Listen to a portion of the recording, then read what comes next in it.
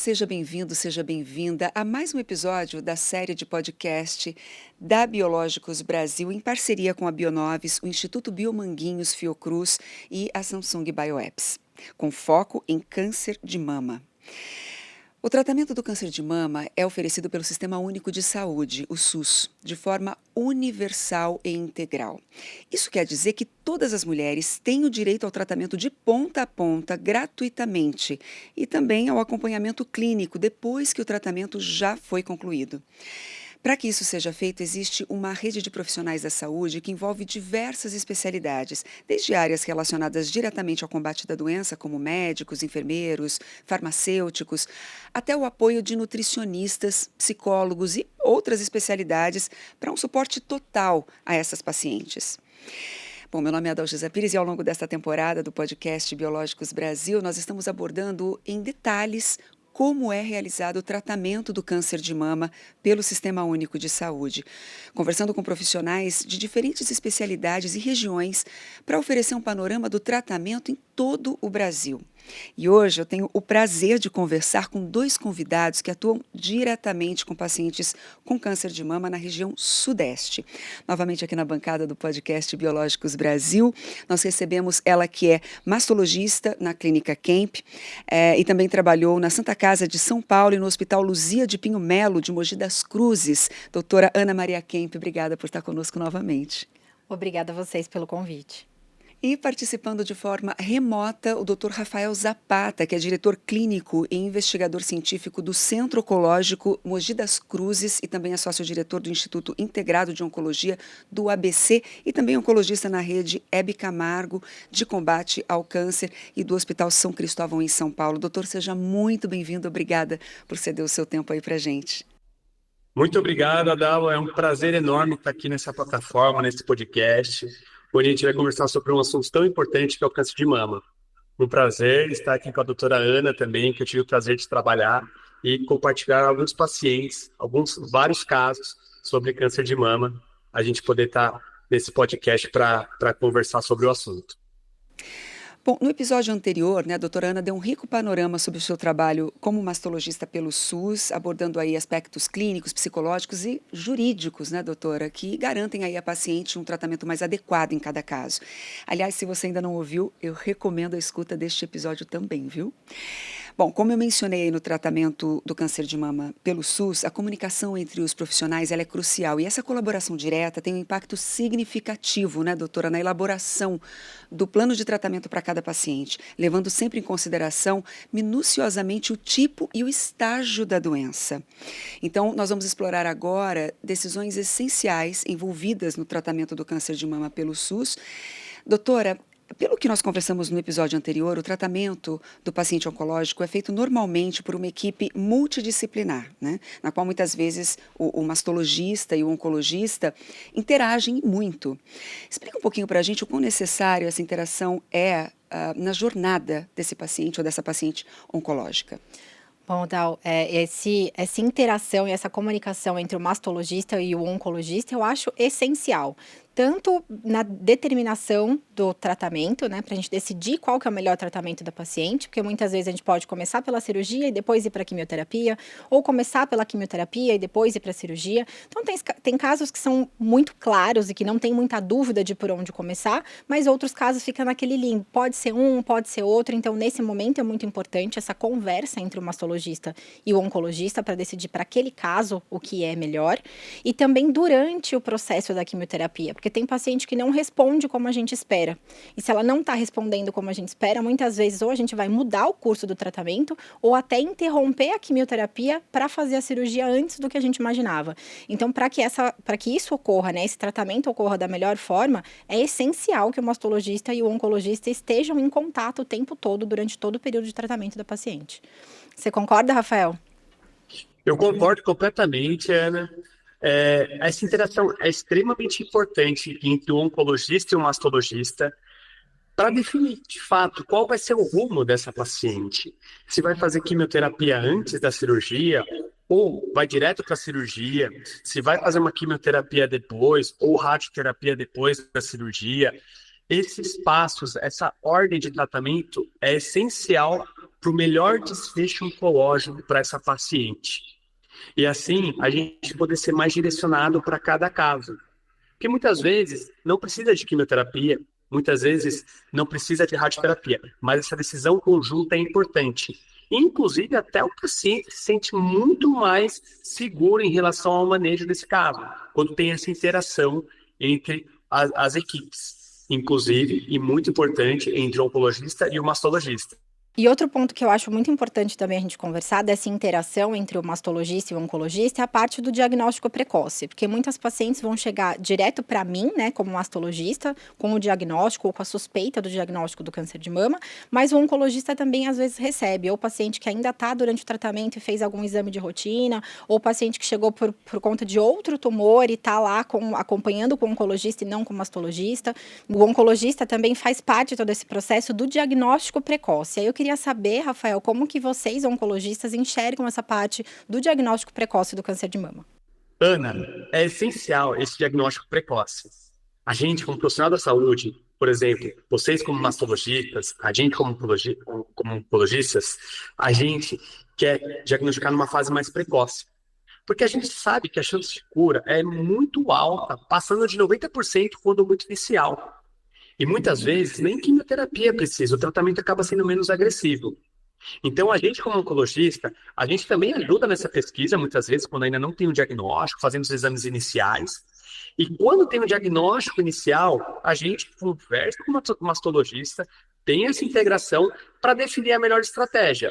Se vai fazer a radioterapia depois da cirurgia, se vai fazer quimioterapia antes ou não, ou se vai fazer a quimioterapia depois. Essa ordem do tratamento depende muito do estágio da paciente e quanto mais precoce, como eu disse, o tratamento acaba sendo menos agressivo com maior chance de cura. Rafael, acho que você trouxe uma questão muito importante aí na sua fala, que é em relação à toxicidade do tratamento, né, da importância do diagnóstico precoce, muitas vezes conseguir evitar que a paciente faça quimioterapia. Então, como que vocês, na oncologia, fazem essa avaliação entre risco e benefício das diferentes modalidades terapêuticas? Né? Como que vocês abordam para garantir o melhor resultado possível para a paciente? Ótimo, Ana. A gente sabe que não só depende só do estágio, mas depende de todo o contexto. Depende da acessibilidade das medicações, depende das condições clínicas de cada paciente, das comorbidades. E principalmente também de uma coisa que a gente chama de imunohistoquímica, né? A imunohistoquímica, bom, como você bem sabe, ela tem lá o receptor hormonal que fala se é positivo ou negativo, tem o HER que fala se é positivo ou negativo. Por exemplo, se o HER for positivo, a gente tem uma droga muito importante que é o trastuzumab, por exemplo, entre outras que podem ser em associação. Então, a gente tem que juntar todos os dados, desde tamanho, se a axila está acometida ou não, a imunohistoquímica e as comorbidades, para definir a melhor estratégia do paciente. Também, vocês como mastologistas, avaliam também a questão do tamanho da mama, se vai fazer uma quadrantectomia ou uma mastectomia. Isso pode também ajudar a gente a definir no tratamento posterior, dependendo da cirurgia que for feita, se vai fazer radioterapia ou não, por exemplo. Então, realmente, a gente tem que ver cada detalhe de cada paciente. Se eu pegar 10 pacientes de câncer de mama no mesmo dia, provavelmente vão ser 10 tipos de tratamentos diferentes também. Então, realmente, isso é muito importante, essa definição individual. E você, como mastologista, diante de tantas formas de tratamentos diferentes, diante de tantas opções, como você toma essa decisão para paciente? Bom, Rafael, acho que a nossa decisão é muito similar ao que você acabou de falar, né, do que vocês na oncologia fazem. A gente vai levar em conta diversos aspectos da história de cada paciente individualmente, e isso vai envolver o tamanho do tumor, não só o tamanho do tumor, mas o tamanho do tumor em relação ao tamanho da mama da paciente, se tem acometimento da axila, se essa paciente tem um risco, por exemplo, de mutação genética, qual que é a condição clínica dessa paciente, se ela tem condição para aguentar uma cirurgia, para aguentar uma quimioterapia. Tudo isso vai fazer parte do momento decisório e, como você falou, provavelmente 10 pacientes que a gente atenda num dia vão ser 10 tratamentos diferentes que a gente vai indicar, dependendo das características do tumor e das características da paciente. É um trabalho bem minucioso em equipe, né, para o tratamento de um único paciente. Agora, sobre os avanços recentes da pesquisa sobre o câncer de mama, como que vocês integram novas terapias e abordagens na prática clínica? Existem, assim, desenvolvimentos específicos que vocês estão entusiasmados em aplicar, por exemplo? Exatamente. Hoje, como a gente bem disse, o tratamento para câncer de mama é muito individual. Depende de vários fatores, comorbidades da paciente, idade, o resultado da biópsia, da imunistoquímica principalmente. Como, por exemplo, receptor hormonal, a gente faz tratamentos hormonais, muitas vezes, que na verdade são anti-hormônios, né? Eles vão atuar para que o hormônio não funcione, apesar de culturalmente a gente fala uma hormonioterapia. Para paciente que tem o receptor HER positivo, existem inúmeras moléculas. E a que realmente transformou muito foi o trastuzumab, há anos atrás, hoje bem consolidado. E hoje a gente pode associar medicações com o trastuzumab no tratamento, tanto para a doença inicial, é feito antes da cirurgia, quanto para doença pós-cirurgia ou até metastático. Então, existe um leque muito grande para a gente atuar e poder optar o melhor tratamento para cada paciente. Cada dia mais na oncologia, novos estudos, novas drogas são aprovadas. Então, é muito importante que a equipe, o oncologista, o mastologista, esteja bem atualizado diante de tantas opções boas que a gente tem hoje em dia. Outra coisa que eu acho importante a gente conversar é sobre o tratamento e o acompanhamento após o câncer de mama, que eu acho que é crucial para garantir a saúde e o bem-estar das pacientes. Rafael, vocês estruturam algum tipo de acompanhamento? Como que vocês fazem esse segmento da paciente pós-tratamento de câncer de mama? Ana, esse acompanhamento pós-tratamento é muito importante. Tanto em conjunto, o oncologista, o mastologista, e equipe multidisciplinar, como, por exemplo, psicologia, nutricionista, para essa paciente sempre ter uma dieta adequada, fazer atividade física é muito importante, porque a gente sabe que a atividade física, hoje em dia, além de saudável para o organismo como um todo, ela diminui a incidência do câncer voltar. Esse acompanhamento, a gente costuma acompanhar aí no primeiro ano a cada 3 meses, aí a partir do segundo ano a cada 4 meses, e vai aumentando esse espaço entre uma consulta e outra ao longo dos anos. Mas a gente sabe que o tumor de mama ele pode sim voltar mesmo depois de muitos anos. Então é importante sempre ter esse acompanhamento, que seja uma vez por ano, quando passar de 5 anos, por exemplo. Existem aquelas pacientes que, por exemplo, vão tomar um comprimido, que a gente chama de hormonioterapia, de uma forma até mais leiga, mas a gente sabe que é um anti-hormônio, como, por exemplo, tamoxifeno, anastrozol, letrozol, exemestano, vão tomar por alguns anos, de 5 a 10 anos. Então, é importante ter esse acompanhamento de rotina, fazer os exames de rotina para ver se está tudo em ordem com essa paciente. E qualquer sinal de recidiva, o oncologista, o mastologista vai estar pronto para atuar. Bom, Rafael, agora a gente entrou num assunto que, para mim, é extremamente intrigante e importante de falar. A gente tem visto cada vez mais pesquisas mostrando a importância do estilo de vida, tanto na prevenção do câncer de mama, quanto na recuperação dessas pacientes. Então, tem estudos mostrando que manter um peso adequado, né, dentro do IMC normal, então não estar no sobrepeso nem na obesidade, atividade física, gestão de estresse, uma boa qualidade de sono, o quanto isso impacta tanto na redução de mortalidade pelo câncer de mama e até na diminuição de taxas de recidiva da doença. Então, esse é um assunto que eu gosto muito de abordar com a paciente e de ajudar a paciente, ao longo desse processo de acompanhamento pós-tratamento, a fazer as mudanças de estilo de vida necessárias para que ela possa ter mais qualidade de vida. Doutor, você é coautor de um livro chamado Manual de Acolhimento ao Paciente Oncológico. Então, como esse acolhimento deve ser feito, tanto no primeiro momento quanto durante o tratamento? Qual que é a diferença que isso traz para os resultados clínicos das pacientes? E complementando, quais são os principais fatores emocionais que essas mulheres enfrentam? Esse livro a gente fez com o intuito de acolher esses pacientes e essas pacientes, com o objetivo de dar esse suporte. Principalmente desde o início do diagnóstico, Pois no é. início do diagnóstico. Como você bem disse, essa parte emocional é muito importante. No início do diagnóstico, essa paciente muitas vezes tem angústias, ansiedades, medo do tratamento.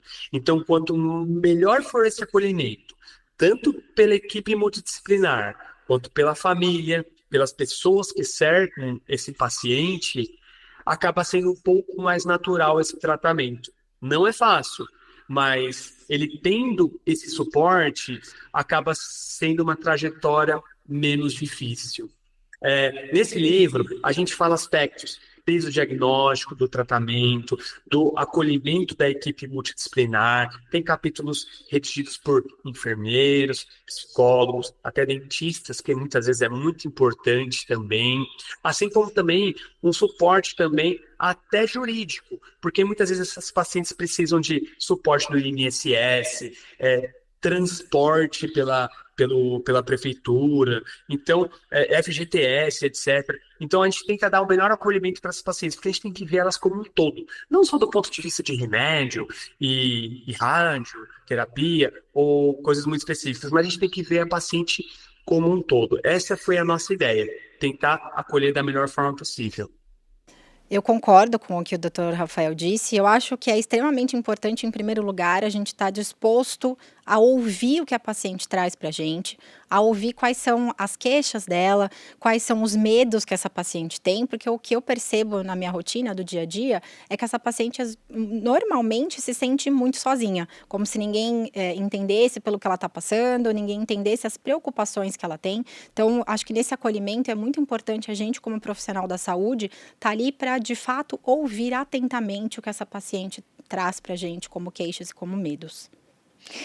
Agora, uma vez que o tratamento é concluído, quais são os procedimentos para o mastologista e para o oncologista com relação a esta paciente? Bom, assim que acaba o tratamento, a gente, como mastologista, tem que seguir e dar acompanhamento da recuperação cirúrgica dessa paciente. Então, muitas vezes eu vou precisar examinar essa paciente com muita frequência, às vezes até semanal, até que tenha a cicatrização completa da cirurgia. Mas uma vez passada essa fase, né, cirúrgica, de recuperação cirúrgica, eu vou examinar essa paciente a cada 3, 4 meses por um período de 2 anos, a cada 6 meses até completar 5 anos. Depois de 5 anos, a gente vai fazer um exame físico anual.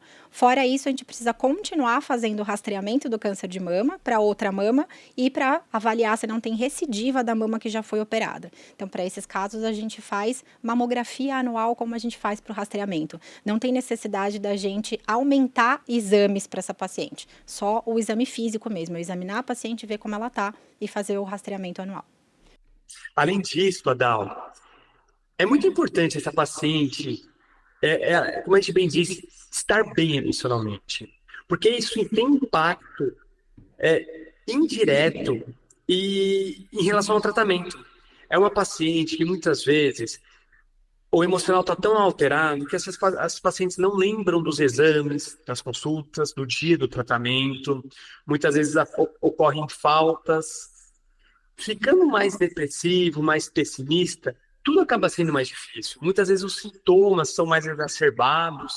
Então, quando tem uma visão mais otimista, que todo mundo está junto nesse combate ao câncer e a paciente entende todo o que está acontecendo com ela, todo o processo da doença de uma forma mais transparente, isso acaba sendo melhor, sendo um pouquinho mais natural o tratamento, a paciente aceita de uma forma melhor, inclusive a relação com a família fica mais tranquila, mais transparente, com a família, com os amigos e também com a equipe médica. Então eu vejo que o emocional realmente é muito importante quando a gente fala de oncologia. Claro, doutor.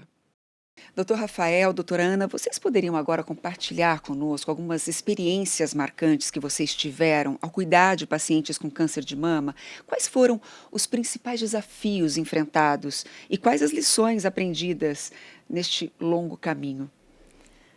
Eu tenho uma história que é muito marcante para mim, que é uma paciente que eu atendi lá em Mogi das Cruzes, onde eu trabalhei com o Dr. Rafael, e que eu tenho contato com essa paciente até hoje, que é uma paciente que teve um diagnóstico de câncer de mama aos 30 anos de idade.